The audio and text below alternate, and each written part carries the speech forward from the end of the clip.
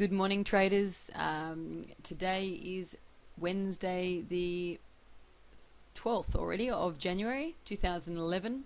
This video report on the Euro USD is going to be looking at more of a longer term view of where the market has come from, because I definitely believe that once you start to get a picture of where the markets have come from historically, you can have quite a good indication of where it's likely to be going in the shorter term viewpoint. So again, this is a daily chart and it's very squashed up, but just mainly so that you can see what sort of market action we've been having.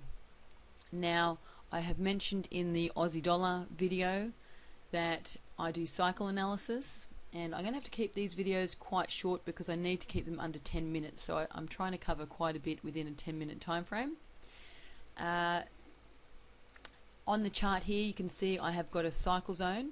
I mentioned I do cycle analysis, which is a style of Gann, WD Gann, a very famous trader back in the early 1900s to mid 1900s, and what it does is predict into the future the type of market action. As you can see, I have a cycle zone here on a historical cycle, but also into the future I have one over to the right hand side of the chart. So what we're looking at is characteristics of, or the typical characteristics of different bull and bear cycles. So going back to this historical one, I can show you this in particular.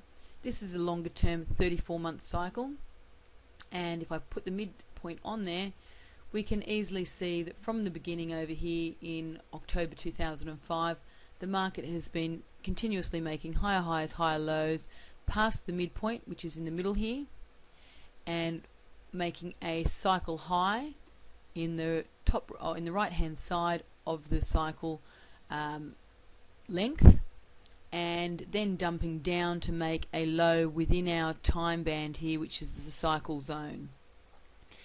And so it's made an extremely significant low. The longer term cycles make much more significant lows than what our shorter term cycles do with these smaller pullbacks in the market. So what we're doing with cycles is predicting lows, because once you find where a low is likely to happen, you get a really strong rally out of it, and they are the best trading areas.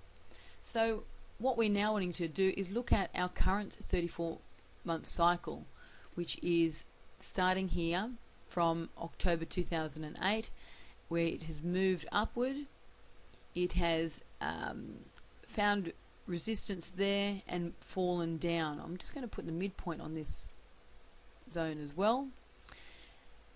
Then prior to the midpoint, it's sort of made a crest and then started making lower lows, lower highs, and it actually fell down below the start of the cycle, which indicates it's a bear cycle. So it sort of started around this point here, starting giving it characteristics that it's a bear cycle, because it didn't rally up and break through the previous high. It started making lower lows, lower highs, past the midpoint, breaking down below the start. Clear indication this is a bear cycle. It did rally up again, once again, did not take out its previous cycle crest, which I'm calling that now the cycle crest. And so we are now, we also found longer term support on a trend line here, a downtrend line, or resistance, sorry. We also found it was actually quite close to the 50% line. There was previous tops, is why I have this horizontal line here, resistance around this level quite a bit, even support, and even going further, resistance coming there to turn the market around. And we also have our cycle zone, which we're finding that we need to make a significant low within that longer term 34-month cycle. So what that tells us is, what I know for sure is that the characteristics of a bear cycle is that the end of the cycle, when it makes the low within this band, must be lower than the start or any other point within the cycle. So that means we are likely to see this market, just put the figures on there so you can see, so that's around about 1.1877.